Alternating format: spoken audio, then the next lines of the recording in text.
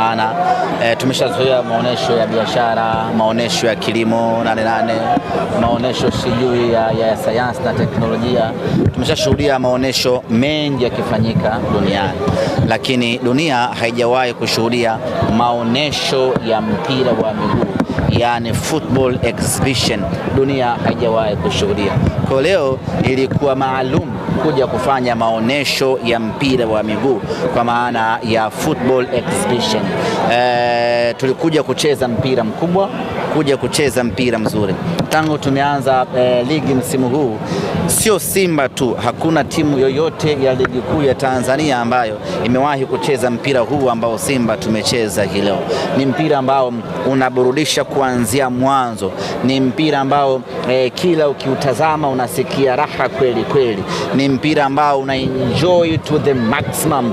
Ni mpira ambao hata kama una changamoto yoyote kubwa ya kimaisha, ukiuangalia mpira huu wa Simba wa hivi sasa, unasahau kila kitu, unasahau shida zote. Ni mpira mkubwa, ni mpira wa sayari nyingine kweli kweli. Tumekuja, tumecheza, tumepata ushindi, na jambo la kutia moyo na faraja ni kwamba tumefanya maboresho kwenye kikosi chetu, hasa dirisha dogo. Tumeondoa wachezaji takriban 5 kama sio 6 7. Tumeleta wachezaji wengine kwa idadi hiyo, na wapo watu ambao walionyesha kuwa na mashaka ya kwamba dirisha dogo unabomoa timu karibia nusu, alafu unategemea utafanya kitu gani. Kwa sisi viongozi wafanya maamuzi kuchukua riski kubwa kama ile ya kufanya mabadiliko makubwa kama yale, alafu yale mabadiliko ambayo tumeyafanya yamekuja kuzaa matunda kwa 100%, inaonyesha ni kwa namna gani tulifanya maamuzi yaliyokuwa sahihi kweli kweli. Tumeona ingizo la Dickson Kibabage, namna ambavyo amechagiza upande wa kushoto.